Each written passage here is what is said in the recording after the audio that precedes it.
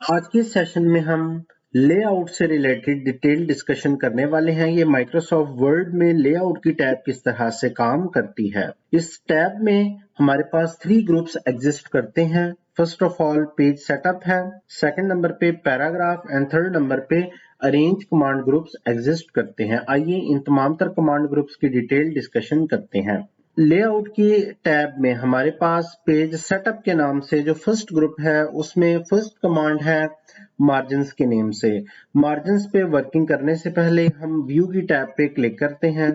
Show के group में ruler की इस कमांड को एक्टिव कर लेते हैं। इसके लिए मुझे यहाँ पे टिक मार्क करना है। यहाँ पे आप देख सकते हैं कि स्क्रीन पे आपको 2 रूलर्स नजर आ रहे हैं। टॉप पे जो रूलर है इसको हम हॉरिजॉन्टल रूलर कहते हैं और लेफ्ट हैंड साइड पे जो रूलर एरिया नजर आ रहा है इसको हम वर्टिकल रूलर कहते हैं। तो आइए लेआउट की टैब पे क्लिक करते हैं और मार्जिन की इस कमांड को समझते हैं। मार्जिन की कमांड पर काम करने से पहले मैं अपने डॉक्यूमेंट को थोड़ा सा जूम कर लेता हूं और यहाँ पर डमी टेक्स्ट लिख लेता हूं। डमी टेक्स्ट लिखने के लिए मैं equal RAND rand shift press करके 9 एंड शिफ्ट प्रेस करके 0 की को प्रेस कर लेता हूं और उसके बाद एंटर की को प्रेस कर लेता हूं। तो माइक्रोसॉफ्ट वर्ड ने मुझे रैंडमली 5 पैराग्राफ जनरेट करके दे दिए हैं। तो आइए अब हम यहाँ पे मार्जिन एरियाज को समझते हैं। अगर हम इस रूलर को देखें तो रूलर पे आपको ये जो टॉप पे ऑप्शन नजर आ रहा है, यहाँ पे जब मैं पॉइंटर लेकर जाता हूं तो इसको राइट इंडेंट कहते हैं। यानी जब मैं यहाँ पे क्लिक करता हूं तो आप देख सकते हैं कि राइट साइड पे एक मार्जिन लाइन है जो इनविजिबल थी, लेकिन जैसे ही मैंने राइट इंडेंट के इस ऑप्शन पे क्लिक किया तो ये आपको राइट मार्जिन लाइन नजर आ रही है। और इस राइट मार्जिन लाइन की दूसरी तरफ अगर देखा जाए तो तमाम तर एरिया ब्लैंक है, खाली है। इसका मतलब ये है कि आपका जितना भी टेक्स्ट लिखा जाता है ये इस मार्जिन लाइन से पहले लिखा जाता है और इस मार्जिन लाइन के बाद सारी स्पेस एग्जिस्ट करती है। इसी तरह से जब आप पॉइंटर रूलर एरिया पे यहाँ पे लेफ्ट हैंड साइड पे इस ऑप्शन पे लेकर आते हैं जिसका नेम लेफ्ट इंडेंट है और यहाँ पे आके जब क्लिक करते हैं तो आप देखते हैं कि आपका तमाम तर टेक्स्ट इस मार्जिन लाइन के बाद नजर आ रहा है और इस मार्जिन लाइन से पहले जितना भी एरिया है वो ब्लैंक है और यहाँ पे आपको कुछ भी टेक्स्ट लिखा नजर नहीं आ रहा।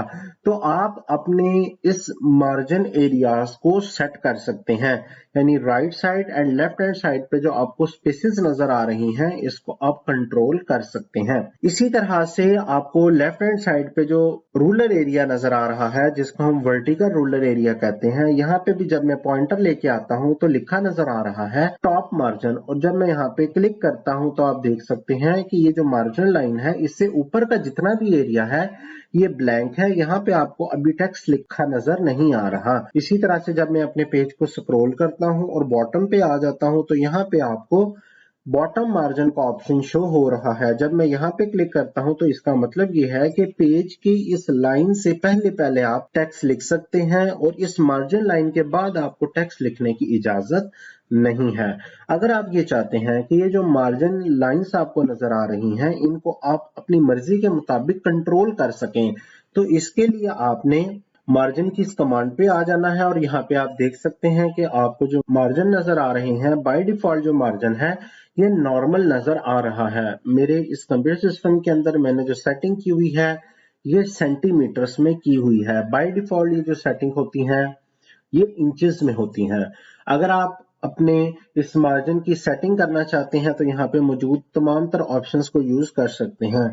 नॉर्मल मार्जिन में आप देख सकते हैं कि 2.54 सेंटीमीटर जो है ये तमाम तरफ से आपको स्पेस दी गई है। अगर आप नैरो पे आ जाएंगे तो नैरो में 2.54 से कम यानी इसका हाफ हो जाएगा और नैरो पे जैसे ही आप क्लिक करते हैं तो आप देख सकते हैं कि आपकी स्क्रीन पे जो टेक्स्ट पहले आपको नजर आ रहा था ये मार्जिन नैरो होने की वजह से, मार्जिन कम या तंग होने की वजह से आपको कम स्क्रीन पे नजर आ रहा है। जैसे ही मैं यहाँ पे क्लिक करता हूँ तो देख सकते हैं कि मार्जिन एरिया जो है वो कम हो चुका है। नॉर्मल में आपको राइट साइड पे या लेफ्ट हैंड साइड पे मार्जिन की बहुत ज्यादा स्पेस प्रोवाइड की गई थी, लेकिन अब आपने अपने मार्जिन एरियाज को कम कर दिया है। ऐसे ही आप देख सकते हैं कि टॉप से भी मार्जिन एरिया अब कम हो चुका है जो नॉर्मल में आपको काफी ज्यादा नजर आ रहा था। इसी तरह से जब मैं यहाँ पे वाइड के इस ऑप्शन पे क्लिक करता हूँ तो वाइड के इस ऑप्शन में आपका टॉप एंड बॉटम से जो आपको मार्जिन एरिया दिया गया है वो 2.54 सेंटीमीटर है, लेकिन left and right hand side से आपको बहुत ज्यादा मार्जिन स्पेस प्रोवाइड की गई है इस ऑप्शन पे। जैसे मैं इस ऑप्शन पे क्लिक करूंगा तो देख सकते हैं कि right and left hand side पे आपको मार्जिन एरिया की लाइन बहुत ज्यादा रेंज में नजर आ रही है। इसका मतलब है कि आपको बहुत ज्यादा स्पेस प्रोवाइड की गई है राइट साइड पे एंड लेफ्ट हैंड साइड पे। इससे आपका मार्जिन एरिया तो बहुत ज्यादा वाइड हो चुका है, लेकिन जो टेक्स्ट आपका पहले एक पेज पे नजर आ रहा था, पॉसिबिलिटी है कि आपका ये टेक्स्ट एक से ज्यादा पेजेस पे भी जा सकता है, क्योंकि आपने right, left, top and bottom से बहुत ज्यादा स्पेस ऐड अप कर दी है।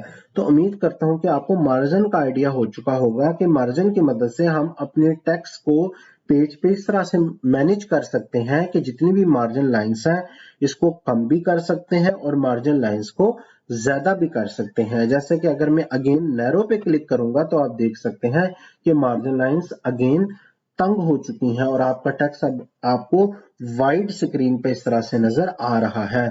आप मार्जिन के इस कमांड पे क्लिक करके कस्टम मार्जिन के इस ऑप्शन पे जा सकते हैं। जैसे ही यहाँ पे क्लिक करते हैं तो अब आप यहाँ पर मार्जिन की इस टैब पे देख सकते हैं कि top, left, bottom and right से आपको अलग अलग मार्जिन के ऑप्शंस नजर आ रहे हैं। आप इनमें से जो भी मार्जिन ऑप्शन यूज करना चाहते हैं आप इजीली कर सकते हैं। आप इसमें अपनी मर्जी के मुताबिक स्पेस दे सकते हैं। जैसे कि मैं लेफ्ट एंड राइट से स्पेस देना चाहता हूं तो मैं यहाँ पे 3 लिख देता हूं कि मुझे 3 सेंटीमीटर, और राइट हैंड साइड से भी 3 सेंटीमीटर की स्पेस चाहिए। तो यहाँ पर आप देख सकते हैं कि यहाँ पे मैंने स्पेस भी चेंज कर दी है। इसके बाद जैसे ही मैं ओके करता हूं तो आप देख सकते हैं कि मेरा जो मार्जिन एरिया है अगेन ये चेंज हो चुका है, और अब मेरा जो मार्जिन की सेटिंग हो चुकी है ये एज अ कस्टम मार्जिन के तौर पे सेट हुई है। और लास्ट जो मैंने अभी कस्टम मार्जिन की सेटिंग की है वो ये वाली की है जो आपको यहाँ पे नजर आ रही है। आइए अब हम मूव करते हैं अपने नेक्स्ट ऑप्शन पे जिसका नेम है ओरिएंटेशन। ओरिएंटेशन को आप इस तरह से समझ सकते हैं कि जैसे आप अभी अगर इस डॉक्यूमेंट को व्यू करते हैं तो आपको ये जो डॉक्यूमेंट नजर आ रहा है ये पोर्ट्रेट व्यू में नजर आ रहा है। जैसे कि आपका मोबाइल या स्मार्टफोन होता है, स्मार्टफोन को आप बाय डिफॉल्ट जब आप यूट्यूब की या इंस्टाग्राम की शॉर्ट्स या रील्स देख रहे होते हैं तो आप इस तरह के व्यू में देख रहे होते हैं। जैसे आपको ये पेज नजर आ रहा है, इस व्यू को हम पोर्ट्रेट व्यू कहते हैं। जैसे कि मैं ओरिएंटेशन पे क्लिक करता हूं तो आप देख सकते हैं कि पोर्ट्रेट व्यू आपको नजर आ रहा है। अगर मैं ये चाहता हूं कि मैं इस पेज का व्यू चेंज कर दूं तो मैं इसको लैंडस्केप में कन्वर्ट कर सकता हूं। आप देख सकते हैं जैसे ही मैंने लैंडस्केप पे यहाँ पे क्लिक किया तो मेरा जो पेज है इसका लैंडस्केप व्यू इस तरह से बन चुका है कि पोर्ट्रेट में इस पेज की हाइट ज्यादा थी और विड्थ कम थी, लेकिन जैसे ये पोर्ट्रेट व्यू से लैंडस्केप व्यू के अंदर आ चुका है तो इसकी जो विड्थ है वो ज्यादा हो चुकी है, इसकी हाइट कम रह गई है। तो यहाँ पे आप इस चीज को नोटिस कर रहे होंगे कि आप अपने पेज का जो व्यू है इसको यहाँ से चेंज कर सकते हैं। तो इसी को हम ओरिएंटेशन कहते हैं। माइक्रोसॉफ्ट वर्ड में हमें बहुत सारे अपने डॉक्यूमेंट्स ऐसे होते हैं जो हमें लैंडस्केप व्यू में भी रेडी करने होते हैं। बहुत सारे डॉक्यूमेंट्स ऐसे होते हैं जो हमने पोर्ट्रेट व्यू के अंदर रेडी करने होते हैं। जैसे कि अगर आप स्कूल का एग्जाम पेपर रेडी कर रहे हैं या अपनी सीवी रेडी कर रहे हैं या माइक्रोसॉफ्ट वर्ड में कोई स्टोरी बुक रेडी कर रहे हैं तो ये तमाम तर काम आप पोर्ट्रेट व्यू के अंदर करते हैं। अगर आप अटेंडेंस शीट या अपना सर्टिफिकेट या आईडी कार्ड वगैरह डिजाइन करना चाहते हैं तो इस तरह के जो टास्क हैं ये आप लैंडस्केप व्यू के अंदर रेडी कर सकते हैं। तो आपने अपने काम की मुनासबत से देखना होता है कि मुझे अपना काम लैंडस्केप में अच्छा लगेगा या पोर्ट्रेट व्यू में अच्छा लगेगा। उसी के मुताबिक जब आप अपने डॉक्यूमेंट पे काम करने वाले होते हैं तो उससे पहले ही आप लेआउट की टैब में आके अपने पेज का सेटअप कर लेते हैं, जिसमें अपने मार्जिन्स, ओरिएंटेशन और पेज का साइज वगैरह सेटअप कर लेते हैं। तो आइए अब हम पेज साइज की बात करते हैं। पेज साइज के अंदर आप देख सकते हैं कि आपको बाय डिफॉल्ट लेटर साइज नजर आ रहा है। इसके अलावा भी यहाँ पे आपको मल्टीपल पेज साइजेस नजर आ रहे हैं। पेज साइजेस को चेंज करने से पहले मैं ओरिएंटेशन पे आके अगेन इसको पोर्ट्रेट व्यू पे क्लिक कर देता हूँ और अब मेरा पेज अब दोबारा से पोर्ट्रेट व्यू में मुझे शो हो रहा है। यहाँ पे आप देख सकते हैं कि मुझे फुल पेज नजर आ रहा है और बाय डिफॉल्ट मेरा जो पेज है वो लेटर साइज है। लेटर साइज में अगर आप नोटिस करें तो यहाँ पे आपको 21.59 सेंटीमीटर लिखा नजर आ रहा है स्क्रीन पे। इसका मतलब ये है कि ये इसकी विड्थ है, ये पेज की विड्थ है। और अगर आप 27.94 देखें तो ये पेज की मुकम्मल हाइट है जो आपको सेंटीमीटर्स में यहाँ पे शो की गई है। यहाँ पे भी आपको आपके लैपटॉप या कंप्यूटर में इंचेस में डायमेंशंस नजर आ रही होंगी, तो आप उसको इंचेस में देख सकते हैं। अगर हम यहाँ पर नोटिस करें तो सबसे बड़ा जो पेज साइज है वो मेरे पास टैबलॉइड है, क्योंकि टैबलॉइड एक ऐसा पेज है जिसकी हाइट सबसे ज्यादा है इस लिस्ट में, जो 43.18 सेंटीमीटर है। इसके बाद हम देखें तो सेकंड नंबर पे हमारे पास जो पेज आता है वो लीगल आता है, कि टैबलॉइड के बाद जो पेज साइज है वो 35.56 हाइट है और 21.59 सेंटीमीटर उसकी विड्थ है। और सबसे छोटा जो पेज होता है जिसका साइज सबसे कम होता है वो स्टेटमेंट साइज है, जिसमें 13.97 विड्थ होती है और 21.59 सेंटीमीटर हाइट होती है। अगर मैं इस पे क्लिक करता हूं तो आप देख सकते हैं कि पहले आपको जो नॉर्मल पेज नजर आ रहा था वो लेटर साइज था, तो उसकी हाइट और विड्थ ज्यादा थी, और स्टेटमेंट साइज जो है इसकी हाइट और विड्थ यहाँ पर कम हो चुकी है। इसी के मुतबादिल अगर मैं साइज पे क्लिक करके A4 साइज पे क्लिक करता हूं तो यहाँ पे आप देख सकते हैं कि अगेन आपके पेज की हाइट और विड्थ ज्यादा हो चुकी है। यहाँ पे एक और इम्पॉर्टेंट बात यह है कि जब हम अपने ऑफिस में काम कर रहे होते हैं और डॉक्यूमेंट्स की प्रिंटिंग कर रहे होते हैं तो उस वक्त हम माइक्रोसॉफ्ट वर्ड में A4 साइज के पेज पे ही काम कर रहे होते हैं। इसके अलावा हमारे पास मुख्तलिफ पेज साइजेस हैं। अगर आप इन पेज साइजेस पे काम करना चाहते हैं तो इसके लिए आपके प्रिंटर में भी इस साइज का पेज होना लाजमी है। जैसे कि आप टैबलॉइड पेज साइज पे काम करना चाहते हैं तो अगर आप इस पे क्लिक करते हैं तो आप देख सकते हैं कि आपके पेज की हाइट नॉर्मल पेज साइज से काफी ज्यादा है। तो अगर इस तरह का पेज आपके प्रिंटर में मौजूद है तो तब आप इसकी प्रिंटिंग इजीली कर सकते हैं। अब हम मूव करते हैं अपनी नेक्स्ट कमांड पे जिसका नेम कॉलम्स है। कॉलम्स की कमांड के बारे में आपको बताता चलूं कि जैसे ही आप पॉइंटर यहाँ पर लेके आते हैं तो आप देख सकते हैं कि कॉलम्स की कमांड ऐसे काम कर रही है कि आप अपने डॉक्यूमेंट पे मल्टीपल कॉलम्स क्रिएट कर सकते हैं। जैसे कि आप न्यूज़पेपर में देखते होंगे या स्टोरी बुक्स में देखते होंगे, डाइजेस्ट में देखते होंगे कि इस तरह का आपको व्यू नजर आ रहा होता है कि आपका टेक्स्ट मुख्तलिफ कॉलम्स में डिवाइड होता है। आइए इसकी प्रैक्टिकल एग्जांपल परफॉर्म करते हैं। यहाँ पे मेरे पास टेक्स्ट बहुत थोड़ा सा लिखा नजर आ रहा है। पहले मैं पेज का साइज A4 साइज कर देता हूँ, यहाँ से जूमिंग लेवल इंक्रीज कर देता हूँ और अपने इस डॉक्यूमेंट के अंदर टेक्स्ट इंक्रीज कर लेता हूँ। नया टेक्स्ट लिखने के लिए मैं यहाँ पे अगेन इक्वल लिखता हूँ, RAND रैंड लिख लेता हूँ और मैं माइक्रोसॉफ्ट वर्ड को कमांड देता हूँ कि मुझे 15 पैराग्राफ जनरेट करके दे दो।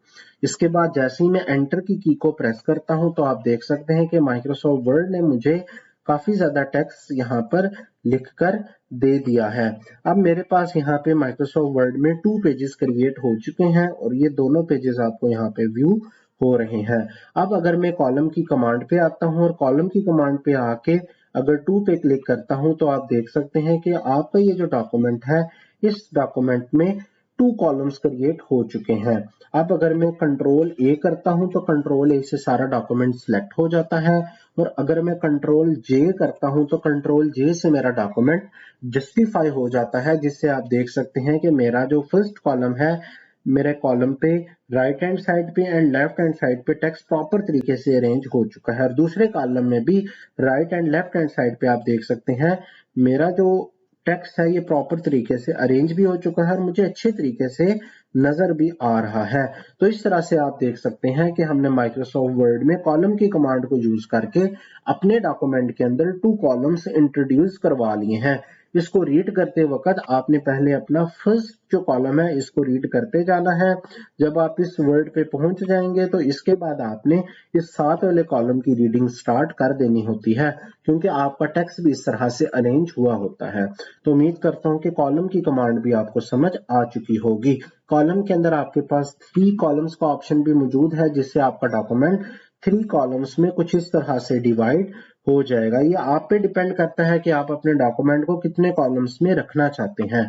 इसके बाद यहाँ पे लेफ्ट का ऑप्शन है, जिससे आप देख सकते हैं कि लेफ्ट हैंड साइड वाला जो कॉलम है इसकी जो विड्थ है ये कम है और राइट हैंड साइड पे आपके डॉक्यूमेंट में टेक्स्ट की विड्थ ज्यादा है। इसी तरह से अगर आप यहाँ पे नोटिस करें तो कॉलम्स की कमांड में राइट का ऑप्शन भी मौजूद है, जिसमें राइट हैंड साइड पे जो कॉलम है इसकी विड्थ कम है, बाकी लेफ्ट हैंड साइड पे जो कॉलम है इसकी विड्थ ज्यादा है। इसी तरह से अब हम अगर कॉलम की कमांड पे आते हैं तो लास्ट में लिखा नजर आ रहा है मोर कॉलम पे क्लिक करके यहाँ पे आप देख सकते हैं कि नंबर ऑफ कॉलम्स लिखा नजर आ रहा है। यहाँ से आप अपने कॉलम्स की तादाद इंक्रीज भी कर सकते हैं, जैसे कि मैं यहाँ पे इसको 6 कर देता हूँ। जैसे मैं ओके करता हूँ तो आप देख सकते हैं कि 6 कॉलम्स क्रिएट हो चुके हैं, लेकिन यहाँ पे व्यू कोई बहुत ही जबरदस्त किस्म का नजर नहीं आ रहा। तो मैं अगेन कॉलम पे क्लिक करता हूँ, मोर कॉलम्स पे जाता हूँ, नंबर ऑफ कॉलम्स की तादाद अगेन यहाँ से 2 कर देता हूँ और ये लिखा नजर आ रहा है लाइन बिटवीन। इस पे क्लिक करके जैसे ही ओके करता हूँ तो आप देख सकते हैं कि आपके डॉक्यूमेंट में आपको 2 कॉलम्स नजर आ रहे हैं और इसके दरमियान आपको ये लाइन भी नजर आ रही है। अगले पेज पे क्योंकि कॉलम्स 2 नहीं है इसलिए यहाँ पे आपको लाइन दरमियान में नजर नहीं आ रही, लेकिन अगर आप अपना टेक्स्ट यहाँ पे मजीद टाइप कर लें या रैंडम टेक्स्ट के जरिए नया टेक्स्ट यहाँ पे जनरेट कर दें तो फिर ये लाइंस भी आपको नजर आ जाएंगी। अब जैसे ही मैं एंटर की को यहाँ पे प्रेस करता हूँ तो आप देख सकते हैं कि एडिशनल टेक्स्ट भी आ चुका है और यहाँ पे एक नई लाइन भी इंट्रोड्यूस हो चुकी है। तो इस तरह से लाइन नंबर की मदद से हम 2 कॉलम्स के दरमियान डिफरेंशिएट कर सकते हैं। अभी के लिए मैं दोबारा से इस कमांड पे आ जाता हूं और कॉलम की कमांड पे आके 1 कॉलम पे क्लिक कर देता हूं। तो बाय डिफॉल्ट माइक्रोसॉफ्ट वर्ड में आपको जो पैराग्राफ्स नजर आ रहे होते हैं ये 1 कॉलम फॉर्मेट में नजर आ रहे होते हैं। आइए अब हम ब्रेक की इस कमांड को डिस्कस कर लेते हैं। ब्रेक की इस कमांड पे जैसे ही मैं क्लिक करता हूं तो यहाँ पे फर्स्ट नंबर पे पेज ब्रेक लिखा नजर आ रहा है। पेज ब्रेक का मतलब ये होता है कि अगर आप अपने इस डॉक्यूमेंट में मौजूद टेक्स्ट को शिफ्ट करना चाहते हैं एक पेज से दूसरे पेज की तरफ तो वो आप इजीली कर सकते हैं। जैसे कि मेरे पास ये 3 पैराग्राफ है, तो अगर मैं ये चाहता हूं कि इन पैराग्राफ्स को मैं नेक्स्ट पेज पे मूव कर दूं तो देखिए यहां से आपने अपने टेक्स्ट को नेक्स्ट पेज पे मूव करना है तो आप यहाँ पे क्लिक कर लें जहां से ये पैराग्राफ स्टार्ट हो रहा है। जैसे ही मैं यहाँ पे क्लिक करता हूँ, ब्रेक पे आता हूँ और पेज पे क्लिक करता हूँ तो यहाँ पे आप देख सकते हैं कि जितना भी पैराग्राफ यहाँ पर लिखा हुआ था 3 पैराग्राफ वो अब आपके सेकंड पेज पे मूव कर चुका है। अब यहाँ पे आपके पास स्पेस खाली हो चुकी है। अब आप इस स्पेस में कोई इमेज इंसर्ट करना चाहते हैं या मजीद कुछ भी लिखना चाहते हैं तो वो अब आप इजीली कर सकते हैं। उम्मीद करता हूं कि ये ऑप्शन आपको समझ आ चुका होगा। अब यहाँ पे हम दोबारा ब्रेक पे क्लिक करते हैं और ये लिखा नजर आ रहा है कॉलम ब्रेक। जैसे कि आपने थोड़ी देर पहले देखा था कि जब हम यहाँ पे क्लिक करके कॉलम की कमांड पे जाते हैं और 2 कॉलम्स पे क्लिक करते हैं तो माइक्रोसॉफ्ट वर्ड हमें कॉलम्स की फॉर्मेट में टेक्स्ट प्रोवाइड करता है। यहाँ पे भी आप सेम इसी तरह से कॉलम ब्रेक्स ऐड कर सकते हैं। जैसे कि मैं ये चाहता हूं कि ये जो लास्ट के 2 पैराग्राफ हैं ये अगले कॉलम में शिफ्ट कर जाएं और ये वाली सारी जगह खाली हो जाए, तो इसके लिए आपने वीडियो प्रोवाइड से पहले क्लिक करना है, ब्रेक्स पे आ जाना है और यहाँ पे आके इस कॉलम के ऑप्शन पे क्लिक करना है। तो आप देख सकते हैं कि आपका ये जो टेक्स्ट है यहाँ से रिमूव होके नेक्स्ट कॉलम में शिफ्ट कर चुका है। अब यहाँ पे भी आप एडिशनली कोई शेप ऐड कर सकते हैं या मजीद कोई भी टेक्स्ट लिख सकते हैं और अगर आप चाहते हैं कि ये जगह एज इट इज ब्लैंक रहे तो इसको आप ब्लैंक भी रख सकते हैं। उम्मीद करता हूं कि ये कमांड भी आपको समझ आ चुकी होगी। ब्रेक की इस कमांड पे क्लिक करके यहाँ पे नेक्स्ट लिखा नजर आ रहा है टेक्स्ट रैपिंग। टेक्स्ट रैपिंग के ऑप्शन को हम अरेंज के इस ग्रुप के अंदर डिटेल से समझेंगे क्योंकि टेक्स्ट रैपिंग का जो ऑप्शन है ये हम टेक्स्ट को और अपने ऑब्जेक्ट्स समझें तो आपके पास इमेजेस हो सकती हैं या कोई भी शेप्स हो सकती हैं। टेक्स्ट और इमेजेस के दरमियान अगर आप गैप देना चाहते हैं तो इसके लिए आप टेक्स्ट रैपिंग की कमांड को यूज कर सकते हैं। यहाँ पे भी आप देख सकते हैं कि अरेंज के ग्रुप में रैप टेक्स्ट के नाम से ऑप्शन मौजूद है। हम इस ऑप्शन को डिटेल से थोड़ी ही देर में समझने वाले हैं। तो आइए हम कॉलम पे क्लिक करते हैं और 1 कॉलम पे क्लिक करके अगेन अपने इस टेक्स्ट को 1 कॉलम फॉर्मेट में व्यू करते हैं। इसी तरह से अगर आप यहाँ पर नोटिस करें तो पेज सेटअप में आपके पास लाइन नंबर के नाम से भी कमांड एग्जिस्ट करती है। अगर आप इस पे क्लिक करते हैं तो बाय डिफॉल्ट ये ऑप्शन नन होता है। अगर आप कंटिन्यूस पे क्लिक करते हैं तो आप देख सकते हैं कि आपके इस डॉक्यूमेंट में आपको ये मुकम्मल टेक्स्ट नजर आ रहा है। अभी तक आपने 16 लाइंस जो हैं ये लिख ली हैं। इसके बाद अगर आप मूव करें तो देख सकते हैं कि मजीद जो लाइंस हैं वो आपके नेक्स्ट पेज पे आपको नजर आ रही हैं। तो इस तरह से जितनी भी लाइंस आप अपने डॉक्यूमेंट में लिख चुके हैं, तमाम तर लाइंस की एक तरतीब यहाँ पर दी गई है और आपको बताया जा रहा है कि आपने अभी तक टोटल 88 लाइंस लिख चुके हैं।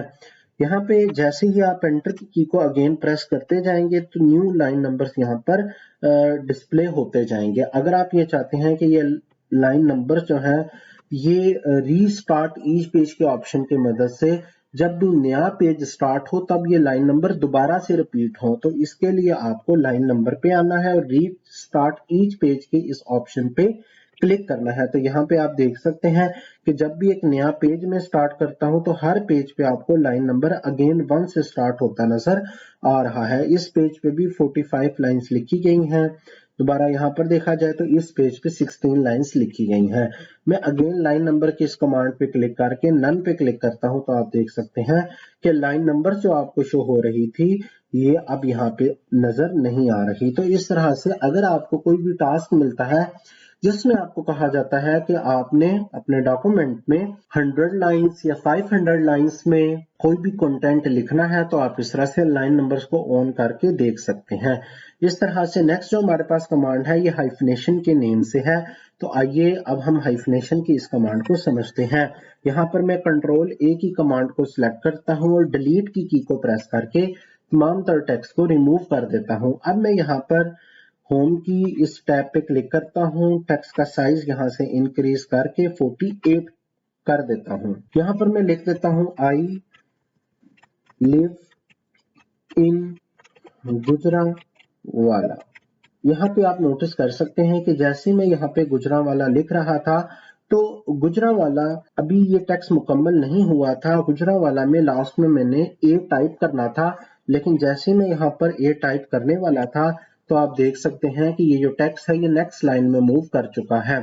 अब यहाँ पे ये हुआ क्यों है इस तरह, इसकी एक रीजन ये है कि यहाँ पर आपकी ये राइट मार्जिन लाइन आ चुकी थी। राइट मार्जिन लाइन की वजह से अब आगे इतनी स्पेस नहीं है कि आप यहाँ पे ए टाइप कर सके। तो इसीलिए जब आप ए यहाँ पे टाइप करते हैं तो यहाँ पे आप देख सकते हैं कि गुजरांवाला नेक्स्ट लाइन पे आ चुका है। लेकिन मसला ये आ रहा है कि फर्स्ट लाइन में आप देख सकते हैं कि जहां पर ये पॉइंटर आपको स्क्रीन पे नजर आ रहा है इतनी ज्यादा स्पेस यहाँ पे जाया हो रही है। तो इसी तरह से अगर आपके हर पेज पे इतनी ज्यादा स्पेस आएगी और आपकी ये लाइंस का जो टेक्स्ट है ये जाया होगा और नेक्स्ट पेज पे नजर आएगा तो आपके डॉक्यूमेंट पे पेजेस के साइज भी इंक्रीज होते जाएंगे।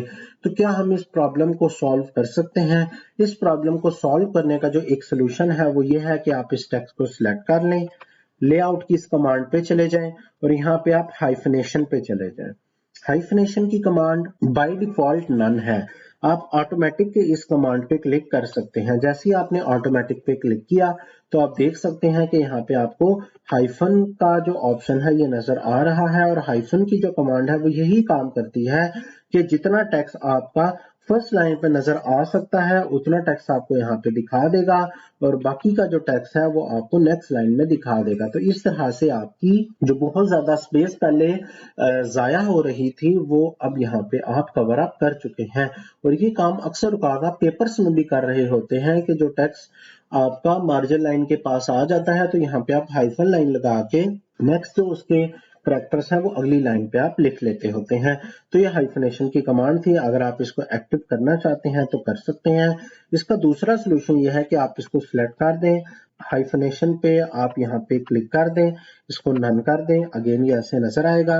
लेकिन यहाँ पे आप एक काम ये भी कर सकते हैं कि इस टेक्स्ट को सिलेक्ट करके ये जो आपको राइट इंडेंट का ऑप्शन नजर आ रहा है इस पे क्लिक करें और इसको थोड़ा सा लेफ्ट हैंड साइड की तरफ लेकर जाएं। जैसे ही लेफ्ट साइड की तरफ लेके जाएंगे तो देखें अब यहाँ पे मार्जिन लाइंस को आपने थोड़ा सा कम कर दिया है, इसलिए अब ये टेक्स्ट यहाँ पे इजीली सेटअप हो चुका है। तो ये मैंने आपको दोनों ऑप्शंस बता दिए हैं। जो ऑप्शन आपको बेटर लग रहा है वही ऑप्शन आप यूज कर सकते हैं। आइए मूव करते हैं अब नेक्स्ट ग्रुप पे जिसका नेम है पैराग्राफ। पैराग्राफ के इस ग्रुप में आपके पास दो ऑप्शंस हैं, इंडेंट के नेम से और स्पेसिंग के नाम से। तो मैं इस टेक्स्ट को रिमूव करता हूं, होम की टैब पे जाता हूं और यहाँ पे मैं टेक्स्ट का जो साइज है इसको अगेन कम करके 14 साइज कर देता हूं। अब अगर मैं यहाँ पे रैंडम टेक्स्ट जनरेट करता हूं और एंटर की को प्रेस करता हूं तो आप देख सकते हैं कि ये मल्टीपल पैराग्राफ्स आपको यहाँ पे नजर आ रहे हैं। मैं कंट्रोल ए को प्रेस करके अगेन इसको जस्टिफाई कर देता हूं तो ये टेक्स्ट दोनों तरफ से अलाइन हो चुका है। अब मैं यहाँ पे लेआउट की कमांड पे क्लिक करता हूं।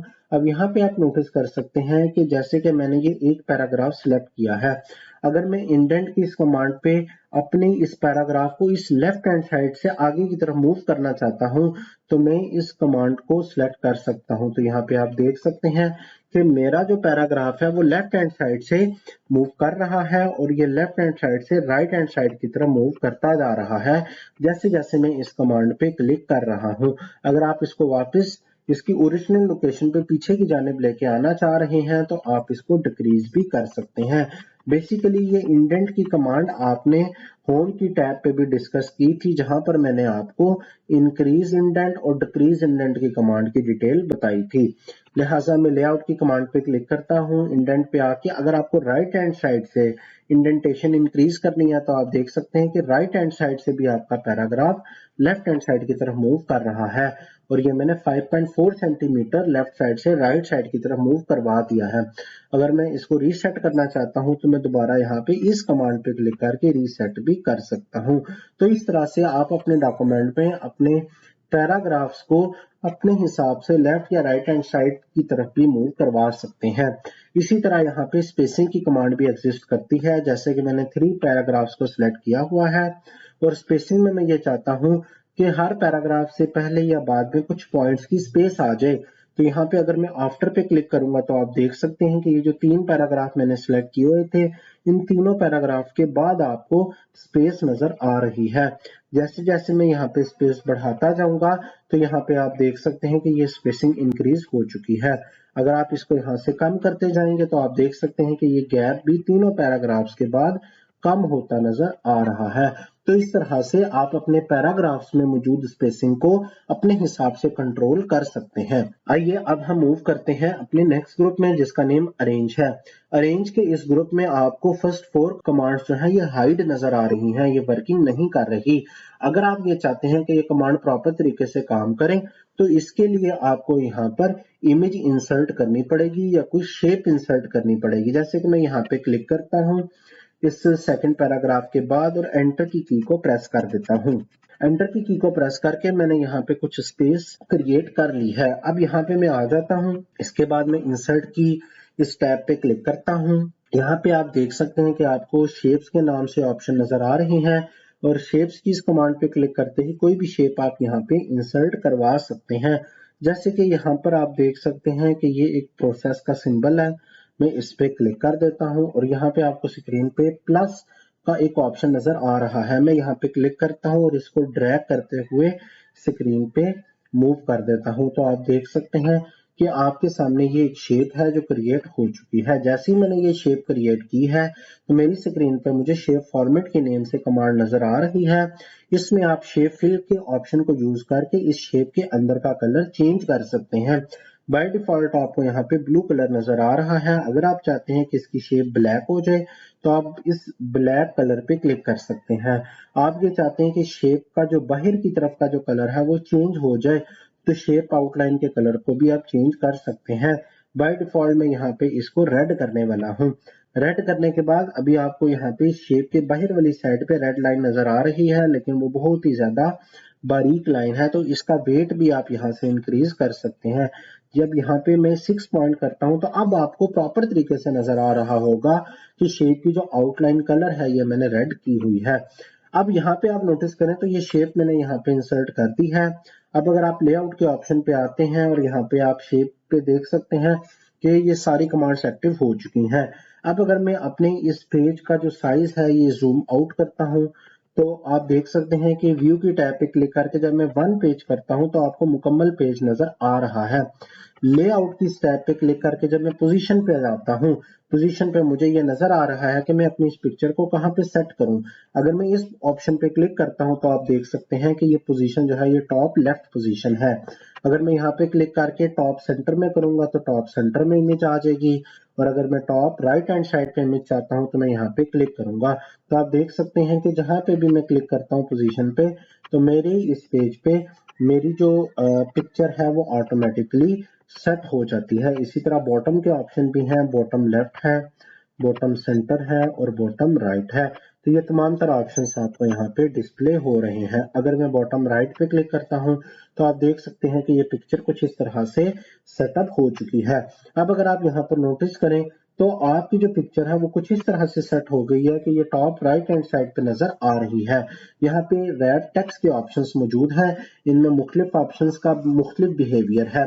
अगर मैं इन लाइन विद टेक्स्ट पे क्लिक करता हूं तो देखें इन लाइन विद टेक्स्ट पे क्लिक करते ही फर्स्ट ऑफ ऑल आपको आपकी इमेज ये शेप नजर आ रही है, और जहां पे ये शेप एंड हो रही है यहाँ पे ही आपको ये टेक्स्ट स्टार्ट होता नजर आ रहा है। अगर आपको ये ऑप्शन नहीं रखना तो यहाँ पे आप स्केयर पे क्लिक कर सकते हैं।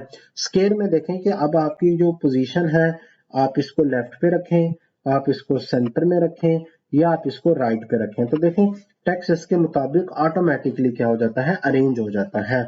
इसके बाद अगर आप यहाँ पे क्लिक करते हैं रैप टेक्स्ट के ऑप्शन पे तो यहाँ पे आपको टाइट का ऑप्शन नजर आ रहा है।